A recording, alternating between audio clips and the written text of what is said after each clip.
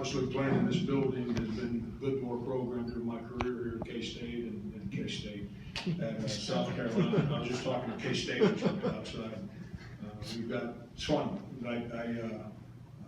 Former guys that played at K-State that are lived here, and you know, they were out there, we were visiting, and they've become huge fans of these two guys right next to me. It's that's the fun part when you coach.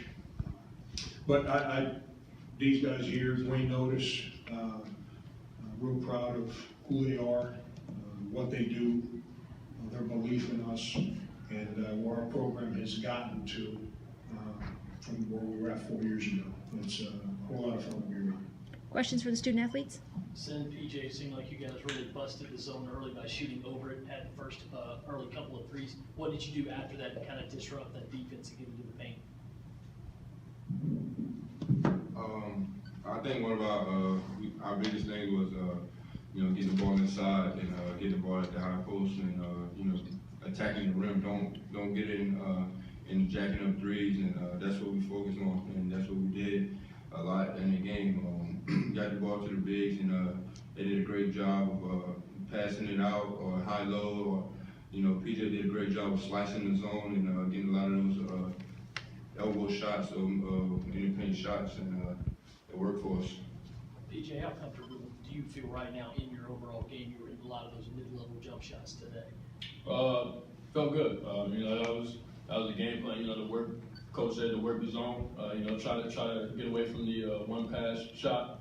You know, and get deep in the shot clock. You know, we knew they would play a pretty tough zone. You know, that's what they're known for. So you know, just trying to pick our spots and be able to get open shots.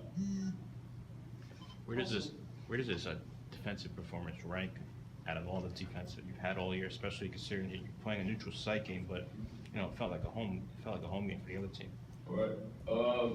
You know, every game we come out and guard. You know, that's what our coaching staff and our team prides ourselves on, defense, and you know, we make our offense out of our defense. So you know, just coming into the game, defensive minded. With these last two wins, guys, you guys were obviously around last year. It's great for the resume and all that, but how do you kind of temper yourselves and say it's only 6 games of the season? You know, like I always say, and Coach always says, you know, we don't base our season off of those type of games, these type of games. We taking one game at a time. You know, we treat everybody the same. You know, the same way we had a great week, we can mess around and have a bad week. You know, not hoping we don't, but you know, we just keep the older guys. You know, the guys that've been through it. You know, we try to keep everybody that haven't been through it level-headed and keep our working hats on and come into practice with the same mindset as we did this week and throughout the year. If you have questions, please raise your hand for a mic. Any more student athlete questions? If not, we'll let them go. Okay, guys, you're good? Thanks. Questions for Coach? Frank, same question, just how did you attack that zone defense? You got 30 points in the paint. What opened up for you in there, especially after those first 2 threes? Yeah, I'm going to kind of revert again to the Freudian slip that I started the press conference with. I went back and studied the tape of the last game I ever coached at K-State, where we played Syracuse in the NCAA tournament, and I thought I made a grave error because I tried to play behind the zone, and I'd never seen that game on film. And when I watched it, what I kind of walked away from was they bait you to throw it in there. They want you to play behind it because they're so big that it creates major, you get swallowed up. And you can't throw those baseline diagonal passes because their guards are so big. So I was watching that on the plane Wednesday night after the Michigan game, and I slept on it, and I said, I got to change what I did, you know, whatever it was 4.5 years ago. And I felt that you saw we kind of brought all the bigs up to the elbows, and we needed to lift the zone. Rather than try to play behind it, we needed to lift it. And then once we lift the zone, then find the cracks behind it so we have space so we can pass and shoot. And credit our guys. I mean, I don't claim to be Einstein.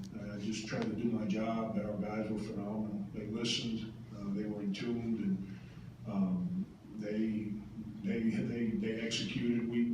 we got a little careless there early in the second half, but we responded to their run, and we pretty much kept them out of open court baskets. And that's, you play Syracuse, they kill you with open court baskets. Coach, speaking of attacking the zone, it's got to help to have a guy like Dozier, who seems like the perfect guy to have the ball in the middle and make a good decision or hit the shot. Yeah, him, Thornwell, Coach Sar, you know, we've got different guys, and that's something else that we spoke about. If you're not in the zone offensively, you're not trying to get in it or whatever, you're one of the guards up top, you can't stay towards the half-court line, because their zone really gets out and guards you. As soon as you see it, you got to cut the zone. And once again, PJ made some great reads cutting the zone, and then great decisions inside of it. That's a good thing about those two guys. They got some size, and they're great decision makers with the ball. So we tried real hard to lift the zone and get somebody behind it, and then get it to one of those guys in the middle of the zone. And I think for the most part, we did a pretty good job of it.